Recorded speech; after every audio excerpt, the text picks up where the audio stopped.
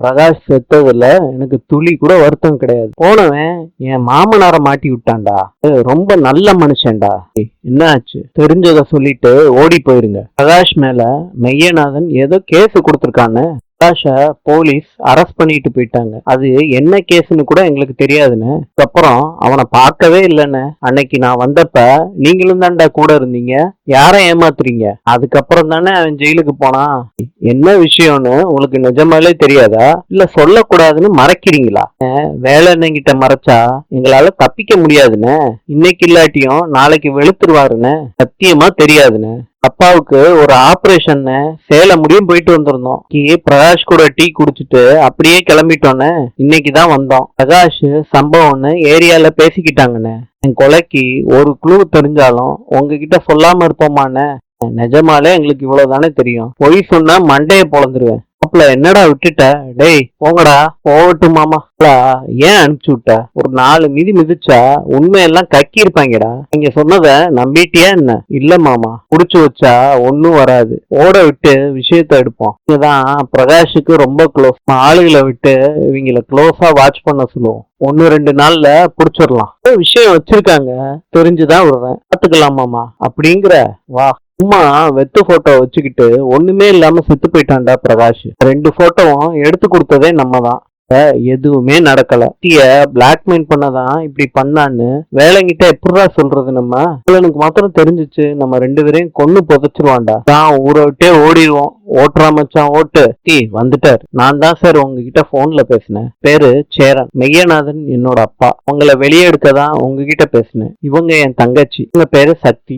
எங்க அப்பா வெளியே வந்துருவாருல்ல சார். சின்னதா ஒரு பொய் கூட சொல்ல மாட்டாரு சார். அவரை மாதிரி ஒருத்தவங்க இருக்கிறதே கஷ்டம். இன்னைக்கு பெயில் கிடைச்சிருமா? நீங்க தான் சார் முழு நம்பிக்கை எங்களுக்கு. சார் நாங்க இவ்வளவு பேசுறோம், நீங்க அமைதியாவே இருக்கீங்க. ஏதாவது ப்ராப்ளமா? உங்க பேக்ரவுண்ட் தெரியாம உங்க கேஸ எடுக்க நினைச்சது உண்மைதான். இந்த கேஸை எடுத்து நடத்த முடியாதுமா சார். எங்களுக்கு எந்த பேக்ரவுண்டும் இல்ல. ஒரு நார்மல் ஃபேமிலி தான். எந்த கிரைம் லிஸ்டும் இல்ல சார். பொய் சொல்றீங்க. உங்க மாமனாரு கந்து வட்டி வசூல் பண்ற சிக்கல் சிவபதி தானே? இதனால என்ன சார்? இது எங்க அப்பாவோட கேஸ். அவர் ஒரு வாத்தியாரு. வட்டி வசூல்லாம் என் மாமனாரோட வேலை சார். இது எதுக்கு சார் நீங்க தப்பா பாக்குறீங்க? இந்த தொழில தப்பா சொல்லல. சிக்கல் சிவபதி பார் கவுன்சில்ல இந்த கேஸை எடுத்து நடத்தக்கூடாதுன்னு சொல்லியிருக்காருமா. சார் உண்மையாவா சார்? நான் இதுக்கே பொய் சொல்ல போறேன்? மாத்திரம் இல்ல, எந்த லாயரும் கேஸ் எடுக்க மாட்டாங்க உங்க மாமனார மீறி. இந்த கேஸ் இல்லாட்டி இன்னொரு கேஸ் கிடைக்கும். உயிர் போச்சுன்னா வருமாமா?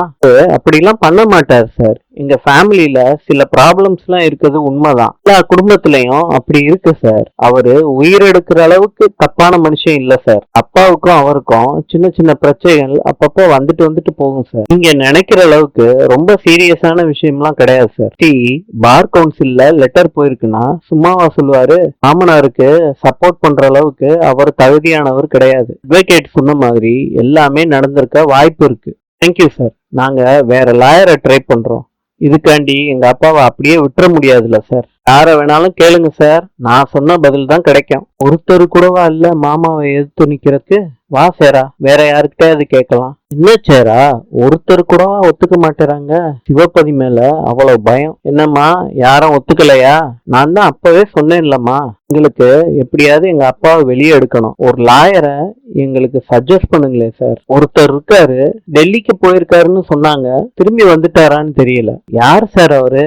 அவர் எங்க இருந்தாலும் நாங்க போய் பாக்குறோம் சார். அப்பா கேஸ எடுத்தாலே போதும் சார். பேரு அட்வொகேட் விஸ்வா. வயசு தான் அவருக்கு. பெரிய வக்கீலுக்கெல்லாம் லீகல் ஒப்பீனியன் எல்லாம் கொடுப்பாரு. உண்மையான ஆளு, செம்ம ஷார்ப்பு. விஸ்வா மாத்திரம் கிடைச்சிட்டாருன்னா அவர் வெளியே வந்துட்டாருன்னு நினைச்சுக்கோங்க சார். அவரை எப்படி சார் கான்டாக்ட் பண்றது? எதுக்கும் கேன்டீன்லயும் லைப்ரரியிலயும் போய் செக் பண்ணி பாருங்க.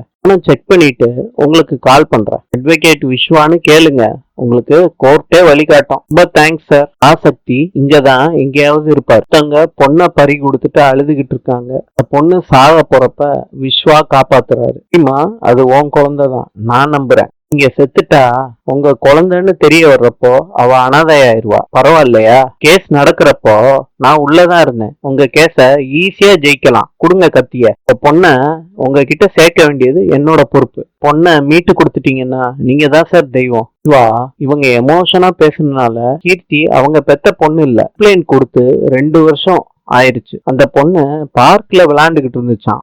டிஎன்ஏ டெஸ்ட் எடுத்தோம், நிரூபிச்சுட்டாங்க. இவங்க பண்ற டிராமானால குழந்தை எல்லாம் கிடைக்காது, சிம்பதி மாத்திரம் தான் வரும்.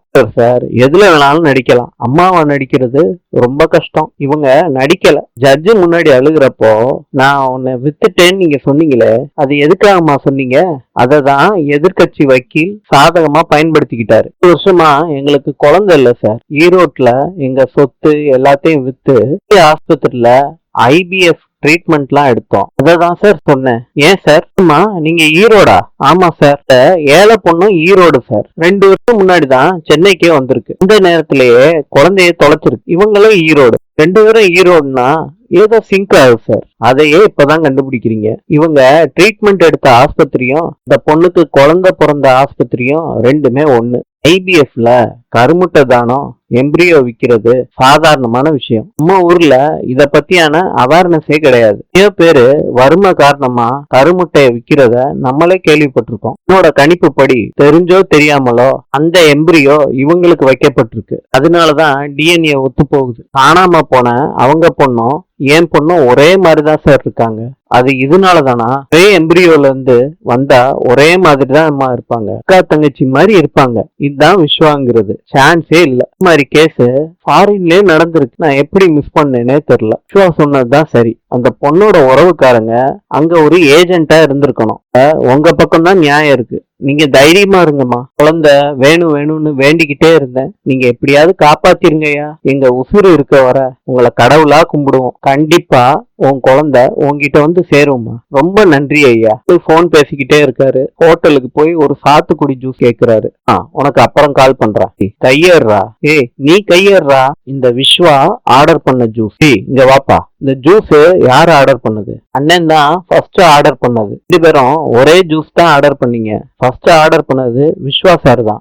நீ கிளம்புப்பா. புரிஞ்சுச்சா யார் ஆர்டர் பண்ணதுன்னு? கீழே வை. நீ யாருக்கிட்ட பேசுறன்னு தெரியுதா? நீ யாரா இருந்தா எனக்கு என்னடா? இந்த ஜூஸுக்கும் கிளாஸுக்கும் சேர்த்து காசு எடுத்து வச்சுட்டு போ. யாருக்கிட்டடா காசு கேக்குற? நான் யாரு தெரியுமா? சிவபதியோட மகன்டா நானு. மிரட்டுறியா? உன்ன என்ன பண்ற? கண்ட்ரோல் பண்ணிக்க. இது கோர்ட்டு. ஏன் இப்படி நடந்துக்கிற? Sorry sir. ஏன் வேளா? வந்த இடத்துல சும்மாரு வேளா. வாட்டுக்கு போயிட்டாரு. அவர் வாட்டுக்கு ஜூஸ் ஆர்டர் பண்ணி கிளாஸ உடைச்சிட்டு போயிட்டாரு. யாருங்க பணம் கட்டுவா? சொல்லுங்க, நான் கட்டிடுறேன்னு சக்தி சொல்றாங்க. நம்ம விஸ்வாச தேடுவோம். காசு கொடு போலாம். எவ்வளவு சார் ஆச்சு? 150 ரூபா தரணும் சார். லாயர் விஸ்வா எங்க இருப்பாரு? கேன்டீன்ல இருப்பாருன்னு சொன்னாங்க. இப்ப சண்டை போட்டார்ல, அவர்தான் லாயர் விஸ்வா. நேபாளின் நாணயம் ரூபாய். நாளை சந்திப்போம்.